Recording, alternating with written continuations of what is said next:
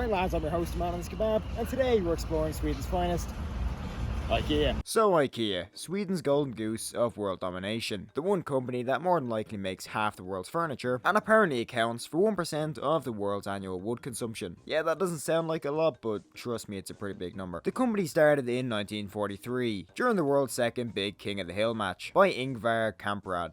I'm not good with names like these. And the name of the company derives from his initials, and the farm he grew up on called that word. Ikea has always been a strange yet interesting place to me. As a kid, going to Ikea was always a special occasion, which sounds strange, but its layout was always what gave it that elusive nature in my mind. Yeah, that and its food. So for this video, myself and two friends, Mo and Kay Wizzle, decided to make the long trek to Ireland's only Ikea, unless you include the one up north, but you know. This Ikea is located in beautiful Ballymun, renowned for its flats, scramblers, and criminal convictions. Yeah, don't worry, where I'm from isn't exactly much better. It's a bit out of the way, to be honest, basically located on a big empty plot of land surrounded by other empty plots of land, and another big sports store called Decathlon. On the way in, we picked up a trolley, as you do, and headed upstairs. A quick stop off at the overpriced vending machines was a must. Got that contactless payment.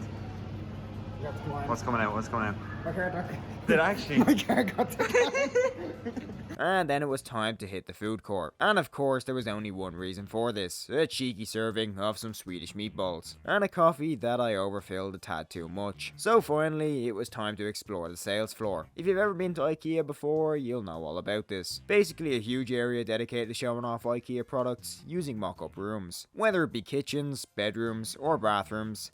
Although unfortunately the toilets aren't usable. Another thing you'll notice is the strange names every product has. Now of course the names weren't exactly going to be normal, the company is Swedish after all. So names like Gemmelhult aren't exactly out of place. But then there's names like Tobias and Billy, which kinda just sounds like the designers ran out of names and just started naming products after their kids. Another quite curious question is how we didn't get kicked out. Whether it be pretending to be employees, or acting like the cast of that baking show that everybody's mother watches. Welcome back to RTE does the Great Irish Bake Off. Way! The Ikea workers are staring at us. The Ikea. There's also a call centre in the middle of this place for some reason. Now once you're finished in the display area, you come into the actual sales area, I guess. Yeah, I'm not exactly sure, but anyways, we have all sorts of items here. Whether it be the classic Dublin humour picture frames, yeah, it's basically the same energy as them Kiss Me I'm Irish t-shirts. It just makes you look like a bit of a tool. It's kind of like tourists going to England and saying, "Can I get a bottle of water?" This is the part of Ikea that essentially sells everything. Cacti, pillows, glasses, polar bears, pretty much everything you could possibly need for your home. Mate, if you really want it to be, that could be a fish. Yeah, carry that home in a bus.